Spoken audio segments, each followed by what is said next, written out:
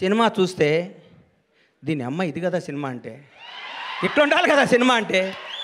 ఇది వాస్తవం, సినిమా కాదు. మా నాన్నకి నాకు జరిగిన స్టోరీ ఇదంతా. మా నాన్నకి ఇటు చెప్పిన కంటే ఎక్కువ అబద్ధాలు చెప్పేవాడిని, నేను అన్ని అబద్ధాలు చెప్పేవాడిని. షాద్ నగర్లో ట్రైన్ ఎక్కి, కాచిగూడలో ట్రైన్ దిగి, దీపక్ థియేటర్లో సినిమా చూసి, మళ్ళీ ట్రైన్ ఎక్కి షాద్ నగర్ పోయి స్కూల్కి వెళ్ళి వచ్చాను అబద్ధం చెప్పేవాడిని. అక్కడి నుంచి స్టార్ట్ అయిన మా జీవితం వాస్తవానికి దగ్గరగా ప్రతి తండ్రి కొడుకున్న కెమిస్ట్రీ అద్భుతంగా తెరకెక్కించిన ఈ సినిమాని. ఇట్లాంటి సినిమాలు సంవత్సరానికి 12 సినిమాలు వస్తే ఇండస్ట్రీ 100 ఏళ్ళు చల్లగా ఉంటుందండి. 1000 కోట్ల సినిమాలు వద్దు, 500 కోట్ల సినిమాలు వద్దు, జనాన్ని థియేటర్కి వచ్చే సినిమాని. ఈ సినిమా తీయటం కాదండి, ఈ సినిమా వజ్రం ఎక్కడో ఉంటుంది, వజ్రాన్ని వెతికి బయటికి తీసుకొచ్చారు చూడండి. వాళ్ళు ఒప్పుకోవాలి, వంశీని బన్నీని.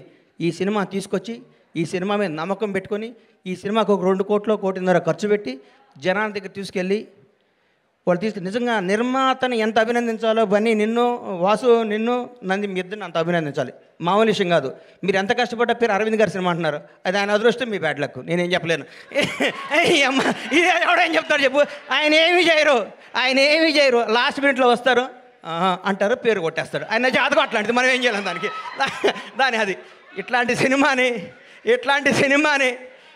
సినిమాని ఈటీవీ విన్ మహానుభావుడు గౌరవనీయులు రామోజీరావు గారు ఏ బ్రహ్మముహూర్తాన ఈటీవీ సంస్థని, ఈనాడు స్టూడియోని, రామోజీ ఉషాకిరణ్ మూవీస్ని స్థాపించారు. కానీ ఎంతమంది గొప్ప నటుల్ని, మౌన పోరాటం దగ్గర నుంచి, మయూరి సినిమా దగ్గర నుంచి, ప్రతికంఠ సినిమా దగ్గర నుంచి, ఒక 25 ఏళ్ల ముందు నువ్వే కావాలి సినిమా దగ్గర నుంచి కొత్త టాలెంట్లని, కొత్త భక్తుల్ని పరిచయం చేస్తూ ముందుకు తీసుకెళ్తూ ఎంతోమందికి జీవనోపాధి కల్పించిన రామోజీరావు గారికి హృదయపూర్వకంగా, దివిలో ఉన్న రామోజీరావు గారికి మనస్ఫూర్తిగా శిరస్సు వంచి నమస్కారం చేస్తున్నాను.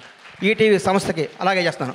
కొత్త కాళ్ళని ఎంకరేజ్ చేస్తూ కొత్త క్రీమ్ని బయటికి లాగి అందరు టీం అంతా చేసినాక లాస్ట్ మినిట్లో వచ్చి నవ్వుతూ అని అరవింద్ గారికి కూడా ఈ సందర్భంగా కృతజ్ఞత తెలియజేస్తున్నాను. నవ్వకండి సార్, వాస్తవం సార్. మీ షర్టు నలగదు, మీ మనసు నలగదు, మీ హెయిర్ స్టైల్ మాలదు, మీరు మాత్రం డబ్బు సంపాదిస్తుంటారు, అది మీ అదృష్టం, దానికి ఎవడం చేయలేడు. ఇలాంటి సినిమా తీసిన మౌళి, నీకు మాట చెప్తున్నానమ్మా, ఈ 20 రోజులు జరిగిందంతా అబద్ధం, ఒక కల్పన, ఒక 3D అనుకో, కళ్ళజోడిది. ఈ సినిమా రిలీజ్ ముందు రోజు నువ్వు ఉన్న స్టేటస్ మీదే ఉండు.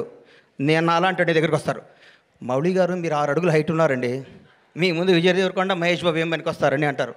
అవన్నీ నమ్మకోకు. నువ్వు ఒక చంద్రమోహన్ లాగా ఇండస్ట్రీని ఏలాలని కోరుకుంటున్నా. గ్రేట్ లెజెండరీ యాక్టర్ చంద్రమోహన్ గారు ఏమి సినిమాలు తీశారు, చచ్చిపోయేదాకా యాక్ట్ చేశాడు, అది వాస్తవాన్ని నమ్మమ్మ. మీ ఎవరు వయసు మీది గాజువాక, మీ గాజువాక బేస్ని మర్చిపోకు. ఈ ఫిలిం నగరు, ఈ సినిమా, ఈ ట్వీట్లు, ఈ ఫోటోలు, ఈ పొగడ్తలు, ఇదంతా అబద్ధం. ఇంటికి వెళ్ళావా నువ్వు వాస్తవానికి వెళ్ళిపో. నేను రోజు ఇంటికి వెళ్ళి నా షాద్నగర్ కోళ్ళ ఫారం గుర్తించుకుంటా, లేకపోతే వీళ్ళు మన బతకనేరు. ఇక్కడ ఈ మాఫియా మన బతకనేదు. ఈ మాఫియాకి దూరంగా ఉండాలంటే మనం బేస్ మీద ఉండాలి. తప్పకుండా ఎవడు బాగుంటే అబ్బబ్బబ్బబ్బ ఎంత పొడుగుందా ఆయన ఇది అంటారు. నువ్వు నమ్మకో. నేను 5 అడుగుల హైటే ఉన్నాను, నేను మంచి నటుణ్ణి, నేను చంద్రమోహన్ లాగా ఉండాలి అనుకో,